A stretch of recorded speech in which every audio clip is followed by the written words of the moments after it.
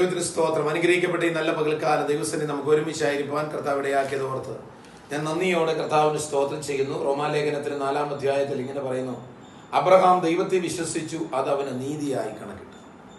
ദൈവിക വിശ്വാസം അവനെ നീതിയിലേക്ക് അബ്രഹാമിനെ എത്തിച്ചെങ്കിൽ ഇന്ന് പകൽക്കാലം നിങ്ങളുടെ വിശ്വാസം നിങ്ങൾക്ക് ചില നീതി പ്രവൃത്തികൾ നേടിയെടുക്കുവാൻ സഹായിക്കാൻ പോവുകയാണ്.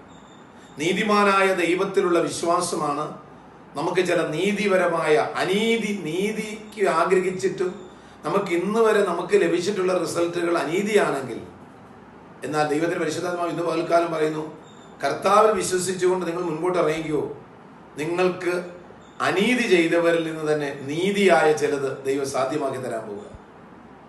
നിങ്ങൾക്ക് വേണ്ടി അടയപ്പെട്ട ചില ഫയലുകൾ യേശുവിന്റെ നാമത്തിൽ ഇന്ന് പകൽക്കാലം തുറക്കപ്പെടാൻ പോവുക. നിങ്ങൾക്ക് വേണ്ടി അടയപ്പെട്ട ചില വാതിലുകൾ യേശുവിന്റെ നാമത്തിൽ നീതിയായി നിങ്ങളിലേക്ക് തുറക്കപ്പെട്ടു വരാൻ പോവുകയാണ്. ആകയാൽ നിങ്ങൾ വിശ്വസിക്കുക, നീതിമാനായ ദൈവം നീതികരമായ ചിലത് നിങ്ങൾക്ക് ഇന്ന് പകൽക്കാലം ചെയ്യാൻ പോകുന്നു. എന്റെ സഹോദരങ്ങളെ, കർത്താവിൽ ശരണപ്പെടുക, വിശ്വസിക്കുക.